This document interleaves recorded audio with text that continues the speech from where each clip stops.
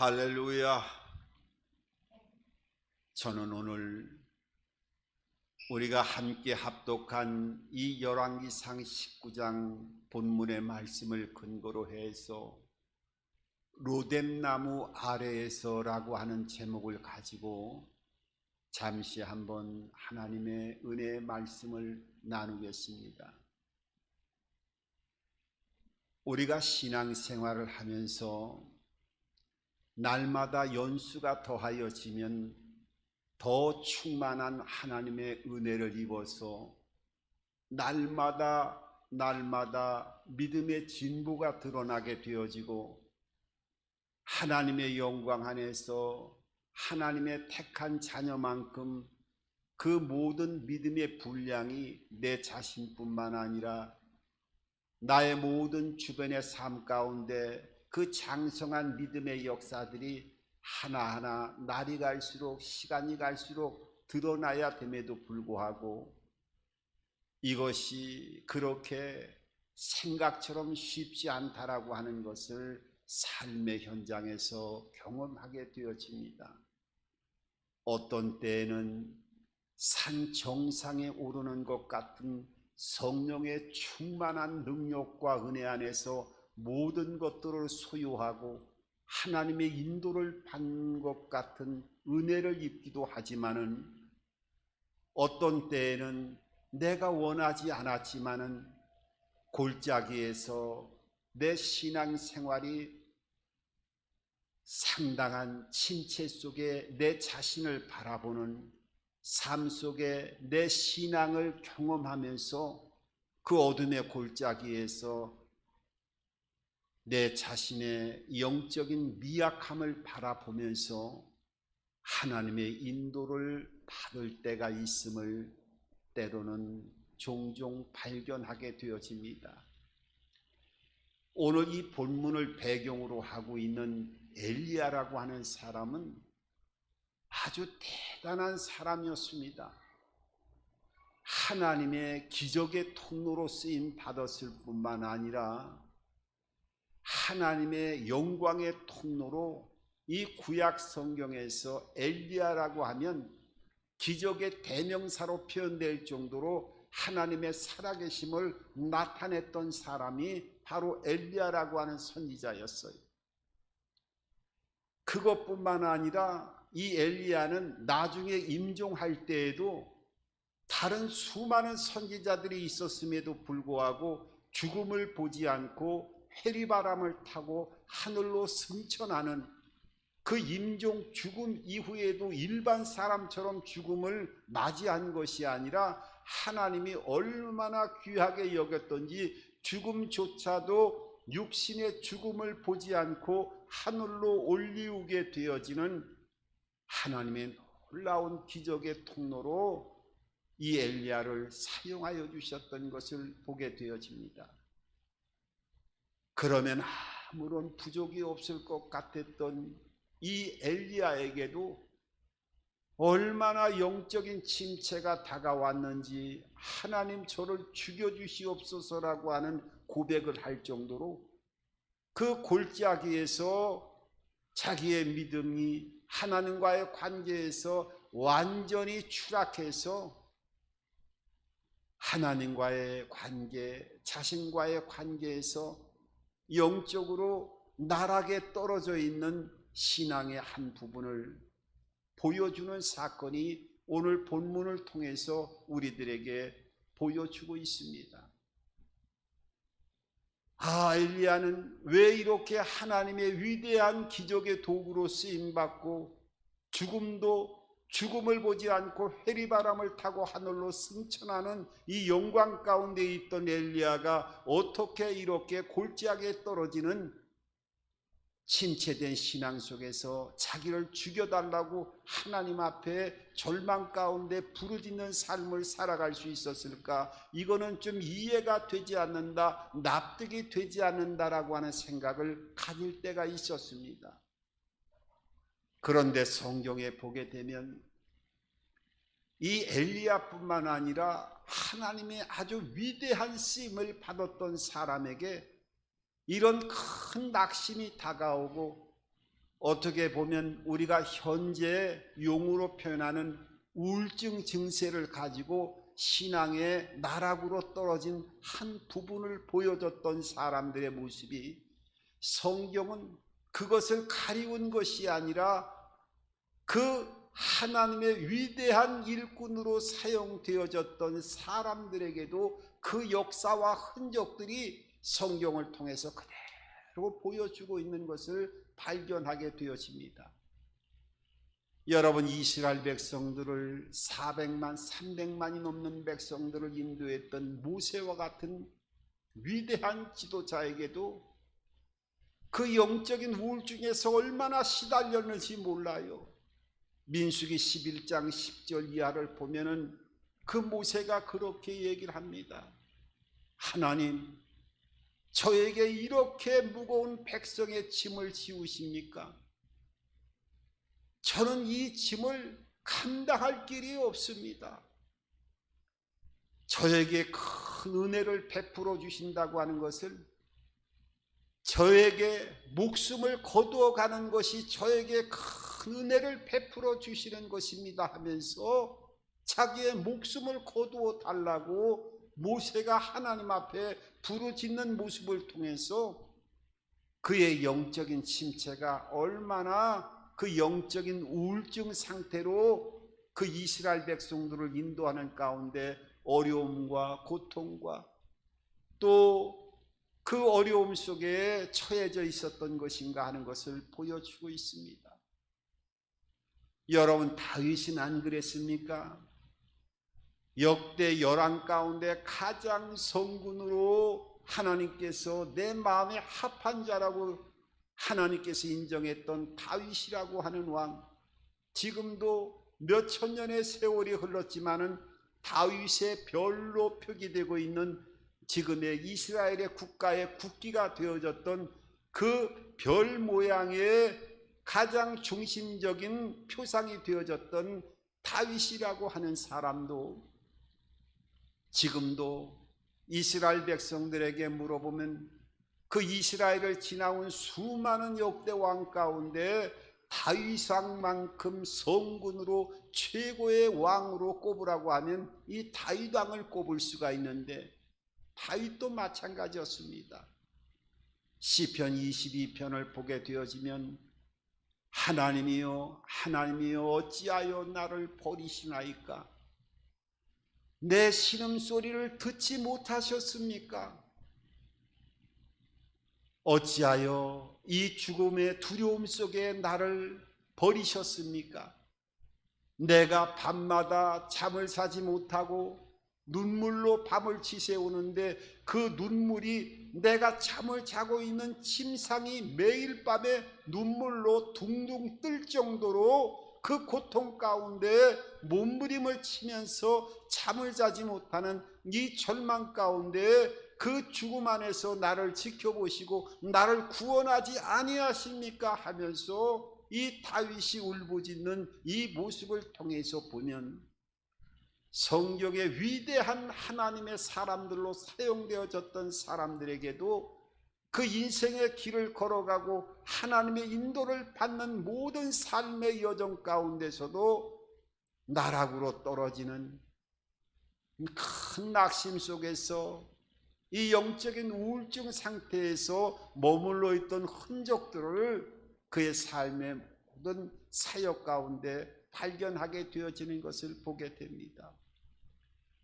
오늘 이 본문에 나오는 엘리야도 마찬가지였습니다. 이런 위대한 쓰임을 받았던 엘리야가 오늘 성경에 보면은, 오늘 4절에 보면은 이렇게 말씀하고 있어요. 3절과 4절을 보면 그가 이 형편을 보고 일어나 자기의 생명을 위해 도망하여 유대에 속한 부엘세바에 이르러 자기의 사환을 그곳에 머물게 하고, 오늘 4절에 보면 자기 자신을 광야로 들어가 하룻길을 가서 한 로뎀나무 아래에 앉아서 자기가 죽기를 원하여 이르되 야훼여 넉넉하오니 지금 내 생명을 거두시옵소서. 나는 내 조상들보다 낫지 못하나이다 하고, 오늘 이 엘리야는 얼마나 고통에 차 있었던지, 하나님 저를 죽여 주시옵소서. 오죽하면 사환을 데리고 부엘세바로 내려갔어요. 이 부엘세바로 갔다라고 하는 것은 어떻게 보면 그 당시에도 이 이스라엘 땅 유대 땅에는 북이스라엘과 남유다로 지금의 남과 북과 같이 우리나라의 현 상황과 같이 나눠져 있었는데, 얼마나 고통스러워서 도망을 갔던지 저 백두산의 위치에 있던 이 엘리야가 자기의 목숨을 구하기 위해서 두려움 속에서 저 남쪽의 부산 정도까지, 부엘세바 남쪽의 가장 끝부분까지 도망을 가가지고 거기에서도 멈춰 있는 것이 아니라 자기와 함께 있던 사환을 너흰 더 이상 따라오지 말아라 그러면서 사환을 그 자리에 있게 하고, 이 엘리야가 하루 길을 아무것도 갖지 않고 대낮에 40도가 넘는 그 뜨거운 모래 사막 속으로 약 한 하루 길이라고 하면 40km 정도를 그 백사장 뜨거운 사막 안으로 혼자 걸어 들어가서 그 사막 속에서 하나님 나를 죽여 주시옵소서, 이렇게 절규하는 모습을 통해서 이 엘리야가 영적으로 얼마나 침체되어 있고 가라앉아 있었던지 그 모습을 우리들에게 보여주고 있습니다. 여러분, 우리가 신앙생활을 하면 성령의 은혜 안에서 날마다 은혜를 덧입고 그 생명의 숨결 속에서 영육 간의 세상을 넉넉하게 이겨나가며 승리자의 삶을 살아가야 됨에도 불구하고 때로는 어려운 문제, 영육 간에 시달리는 여러 가지 삶의 현장에서 그 무게가 압박감을 넘어서 짓누르게 되어지면 이 심신의 그 눌림 속에서 이 엘리야와 같은 영적인 우울증에 시달리게 되어지고 영육 간에 그 절망적인 신음소리가 나오는 어려움 속에 처하게 되어진다고 하는 것, 여러분 이거 전혀 이상하게 생각할 것이 없습니다. 하나님께서 하나님의 자녀로 이 땅을 살아가는 동안에도 우리의 육체는 연약하기 때문에 이 육체가 삶의 현장에서 3차원의 곤강 속에서 눌려지고 억압되어질 때 이것이 지속되어지다 보면은 여러 가지 이 눌림을 통한 우울증의 증세가 드러나기 때문에 이런 상태가 되어질 때 우리는 어떻게 문제를 해결하고 어떻게 이 문제를 바라보고 이 문제를 통과해서 하나님의 은혜를 입어야 될 것인가에 대해서 오늘 이 열왕기상은 그 문제를 통한 해결의 방법도 오늘 성경을 통해서 우리들에게 보여주고 있습니다. 그러면은 이 엘리야가 왜 이렇게 고통 가운데 이런 우울증을 겪는 이런 모습으로 성경에 우리들에게 보여주고 있을까요? 이것은 제일 먼저 어떤 상황이 있다 할지라도 환경을 바라보게 되어지면 이 엘리야처럼 영적인 우울증과 눌림 속에 빠지게 될 수 있다고 하는 것을 가르쳐주고 있습니다. 오늘 왜 엘리야가 환경을 바라보았을 때 이렇게 되었을까요? 엘리야는 오늘 본문 이전에 이 열왕기상 18장에 보면 아주 놀라운 기적의 사건에 하나님의 통로가 되어집니다. 이 엘리야가 있었던 이 시절에는요, 이스라엘 온 땅에 가장 악한 왕이 통치하고 있을 때였습니다. 아합 왕이라고 하는 역대 왕 중에 이만한 악한 왕은 없었다라고 하나님이 인정할 정도로 악의 뿌리가 되어졌던 왕이 아합 왕이었어요. 그런데 이 아합 왕의 아내가 되어지는 이세벨이라고 하는 여인은 성경 전체에도 이만한 악한 여자가 없었다고 말씀하고 있어요. 이 이세벨이라고 하는 여자는 북이스라엘 아합 왕에게 시집 오기 전에 시돈의 왕 옛 바할의 딸이었어요. 그러니까 바할 신을 가장 귀하게 섬기는 바할의 딸이었어요. 이사벨이라고 하는 여자는 얼마나 독한 여자인지 나중에 요한계시록에 보면은 이 이사벨이라고 하는 여인이 사탄의 통로로 표상으로 드러날 정도로 그 악함이 끝이 없었던 대명사의 여인의 이름이 이사벨이었어요. 그리고 이 이사벨은 나중에 그 열왕기 하 9장 30절 이하를 보게 되어지면 나중에 얼마나 악했던지 남편 아합 왕이 전쟁에서 그 솔깃다에서 피를 흘리면서 전쟁에서 절망 가운데 고통 가운데 죽어가게 되어졌고 자식도 죽었어요. 그런데 이제 나중에 왕이 될 예후가 이 이사벨을 척결하기 위해서 왕궁으로 딱 들어왔는데 이사벨은 자기가 죽을 것을 알고도 얼굴에 아주 진한 화장을 하고 그 자기를 죽이러 온 예후에게 입에 담지 못할 험한 말을 하게 되어집니다. 그때 그 궁에 있던 내시가 오죽하면 그 이사벨 여인을 왕궁의 창에서 밖으로 집어 던졌어요. 그 왕궁의 창에서 떨어졌으니까 아주 비참하게 떨어졌지요. 그 떨어진 상태에서 개들이 와가지고 몸을 다 뜯어먹어 버렸어요. 그러니까 이 이사벨이라고 하는 여인의 그 악독함은 이루 말할 수가 없었고 하나님의 심판이 일반적인 심판과는 아주 급이 다를 정도의 개가 그 몸통을 다 뜯어먹어 갖고 얼굴과 팔밖에 수급을 거둘 수가 없었다라고 하는 죽음 이후의 비참한 심판의 그 모습을 아주 생생하게 열왕기하 9장 30절 이하는 보여주고 있어요. 이 이사벨이 뭐라고 얘기했느냐 하면 자기가 시집 올 때 이 바알 신을 이 이스라엘 땅에 그 신을 섬기는 제사장들을 같이 들어왔어요. 그래서 열왕기하 18장에 보면 바할 신, 아세라 신, 신을 섬기는 그 제사장 850명과 850대 1로 갈멜산에서 그 영적인 전쟁이 벌어지게 되어졌는데 하나님이 하늘에서 불이 떨어지는 역사를 통해서 그 850명의 바할 아세라 신을 섬기는 그 제사장들을 기송강가에 끌어가지고 끌어내서 다 척살해 버립니다. 그러니까 이스라엘 땅에 이 이사벨이 데리고 왔던 바할 신 또 아세라 신을 섬기는 제사장들을 다 죽였으니 이 악독한 이사벨이 가만히 있겠어요?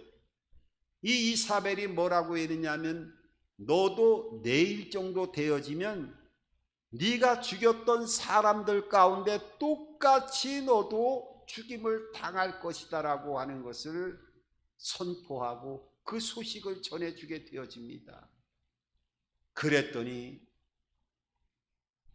이 엘리야가 그 소식을 듣자마자 저 이사벨이라고 하는 여인은 악독한 여인 중에서 최고의 악독함에 극을 달할 수 있는 그런 여인이 저렇게 얘기했다고 하면 나는 내일이면은 내 목숨은 절대로 부지할 수가 없겠구나 하는 두려움에 갇히게 되어졌어요. 그리고 이 엘리야라고 하는 사람은 3년 6개월 동안에 이 가뭄을 이겨나가면서 영육간에 너무나도 그 피로감 속에서 육체와 마음이 다운돼 있었고 너무 힘이 드는 상태에서 이사벨이 내 목숨을 내일에 취하겠다라고 얘기를 하니까 그 두려움 속에서 어떻게 해요? 하나님 저를 죽여주시옵소서. 이 낙심이 끝없이 떨어지다 보니까 그 낙심 속에서 우울한 증세가 깊어지게 되어졌다는 거예요. 여러분, 우리가 사람이 육체가 연하다 보면 이 우울한 증세와 생각이 낙심이라고 하는 통로를 통해서 들어올 수가 있어요.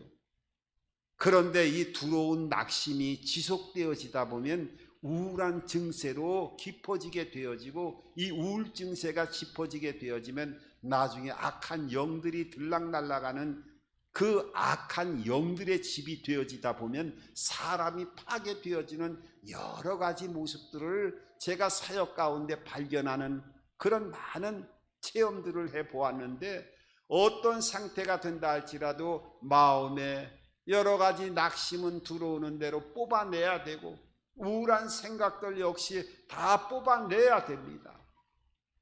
여러분, 믿지 않은 사람이라 할지라도 그 마음을 통해서 세워나가며 그 어두움 속에서 이겨나가는 여러 모습들의 본보기를 보게 되어집니다. 그 어린 왕자를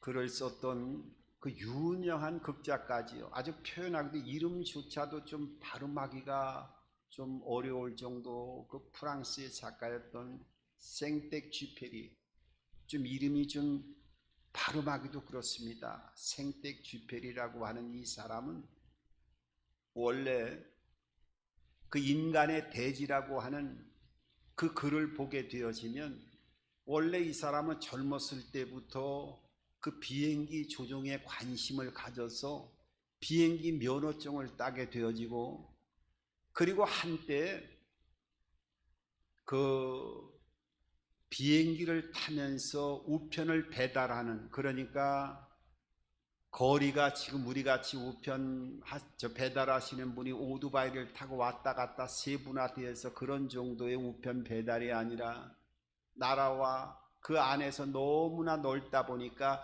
비행기 항공 비행사로서의 일을 조금 했던 적이 있었어요. 이 비행기 운전을 할 줄 알기 때문에. 그런데 어느 날 그 리비아 그쪽에 그 사하라 사막에서 불시착을 하게 되어집니다. 동료 프레보라고 하는 사람하고 두 명이서 그 비행기를 타고 우편을 배달하다가 사막 한가운데 추락하게 되어져요. 그러니까 거기에서는 수백 킬로를 가더라도 사람을 만날 수가 없는 곳이었어요. 그 사막에는 낮에는 40도가 펄펄 끓을 정도로 용암처럼 뜨거웠고, 밤이 되면 오히려 기온이 영하로 떨어져 갖고 사람이 생존하기가 극히 힘든 그런 사막의 한가운데 추락을 하게 되어져요. 그리고 그 당시에 갖고 있었던 것은 물이라고 해봤자 한 반 리터 정도의 물을 가지고 있었고, 포도주가 있었는데 포도주도 한 4분의 1 정도의 4분의 1리터 정도의 아주 작은 포도주를 갖고 있었고, 포도알도 한 4개 5개 정도밖에 없었고, 오렌지 하나 갖고 있는 게 전 식량의 전부였어요, 두 사람이. 그런데 사막 한복판으로 추락이 된 거예요. 이제 끝난 겁니다. 살 수가 없는 거예요. 무슨 연락을 하겠습니까? 뭘 하겠습니까? 그래서 두 사람은 결정을 하게 되어집니다.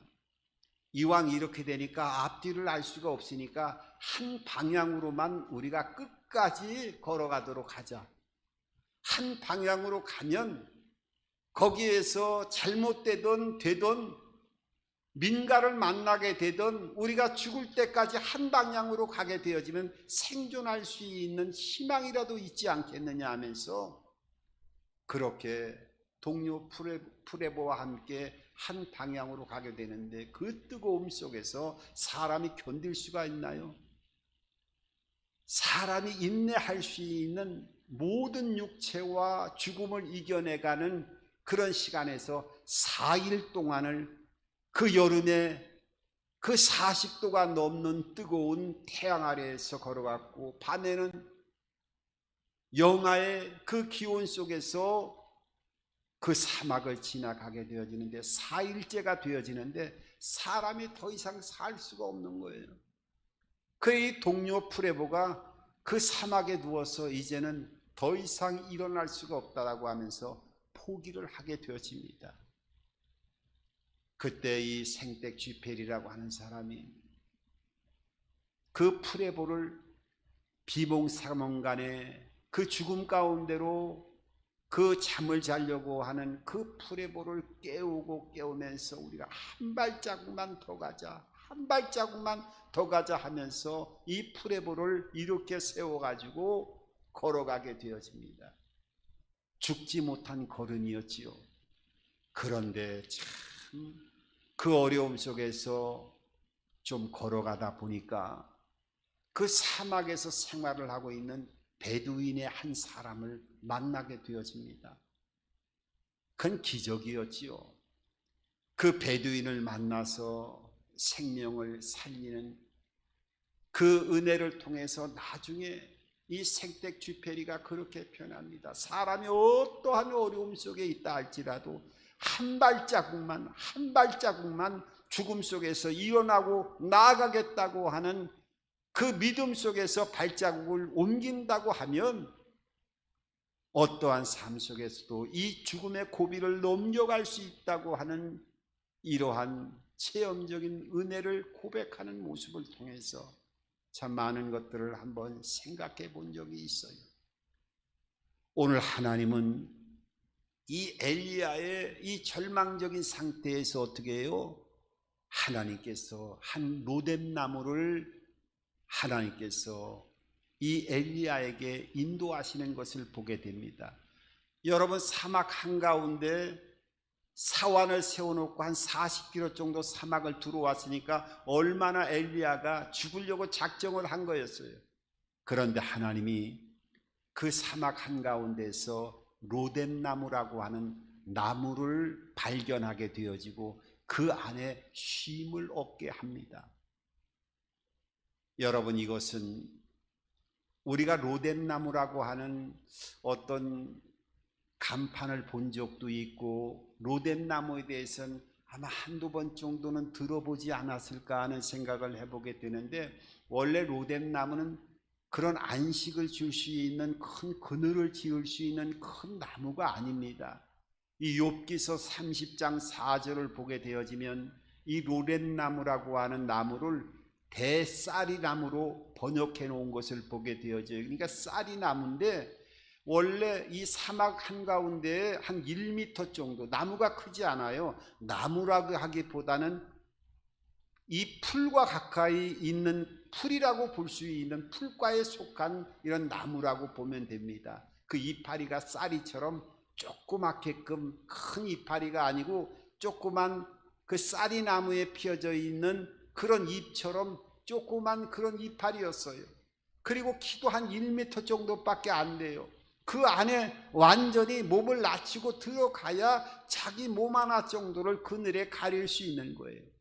그런데 하나님께서 아주 우연한 것 같이 했지만은 큰 나무를 예비해 놓은 게 아니었어요. 이 로뎀나무에 사람이 하나 들어가면 그 그늘 속에 다 갇혀버릴 수밖에 없는 이 조그만 나무였지만 이 하나님께서 로뎀나무를 준비하고 그 안에 들어가게 만들었어요. 그리고 어떻게 해요? 잠을 자게 만들었어요. 잠을 자게 만든 다음에 하나님의 천사가 그를 어루만지는 놀라운 은혜를 베풀어 주신 것을 오늘 본문 5절과 7절을 통해서 그 모습을 그대로 보여주고 있어요. 5절을 보면 이렇게 말씀하고 있지요.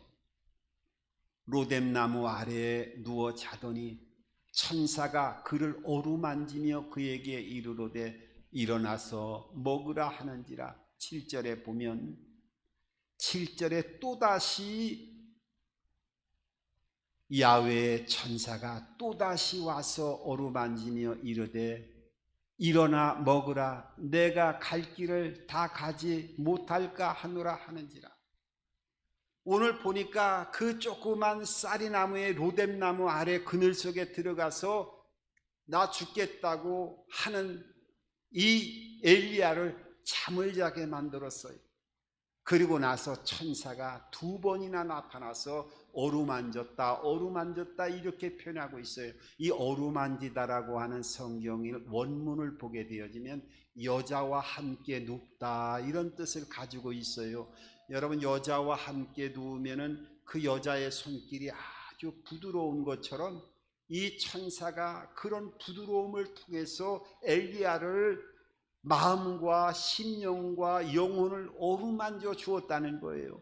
그러니까 그 잠을 자는 사이에 무언가 알 수 없을 정도로 마음과 생각과 육체를 마사지 해주면서 모든 곤고함을 이 천사가 그 잠결에 들어있는 엘리야에게 심신의 회복을 이루어 나가는 하나님의 만져주심이 놀랍도록 이 은혜를 통해서 나타나게 하는 것을 보게 되어집니다.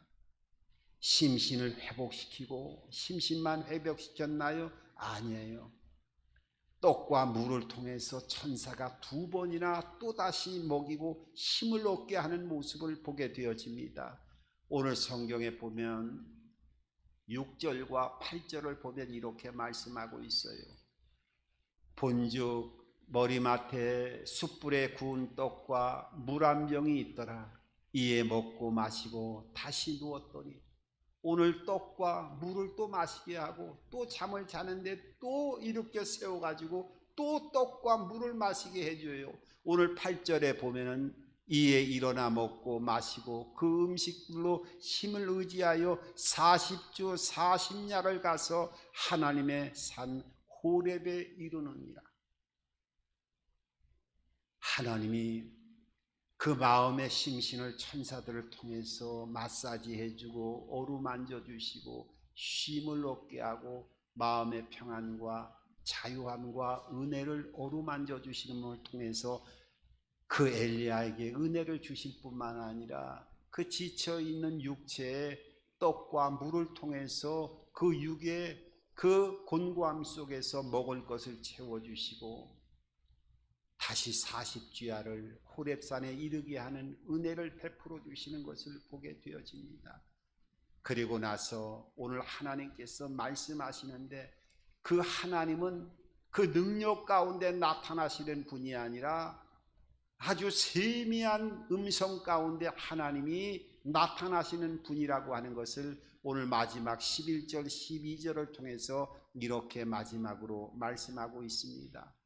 야훼께서 이르시되 너는 나가서 야훼 앞에서 서라 하시더니 야훼께서 지나가시는데 야훼 앞에 크고 강한 바람이 산을 가르고 바위를 부수니 바람 가운데 야훼께서 계시지 아니하며 바람 후에 지진이 있으나 지진 가운데서도 야훼께서 계시지 아니하며 또 지진 후에 불이 있으니 불 가운데서도 야훼께서 계시지 아니하더니 불 후에 세미한 소리가 있는지라.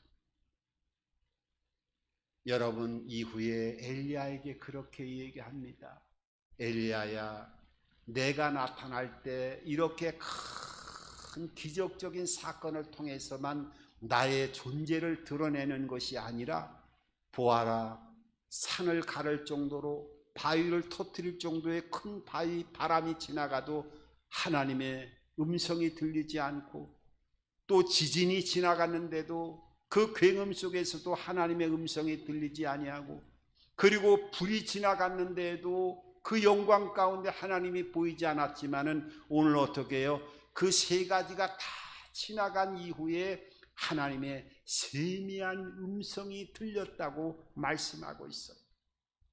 엘리야야, 하늘과 온 우주를 창조한 나 하나님은 이런 능력 가운데서만 너희에게 나타나는 것이 아니라 네가 귀를 기울이기만 한다면 항상 세미한 음성으로 내가 너를 만나주고 내 음성을 들려주고 내 임재를 보여주시겠다고 약속하고 있습니다.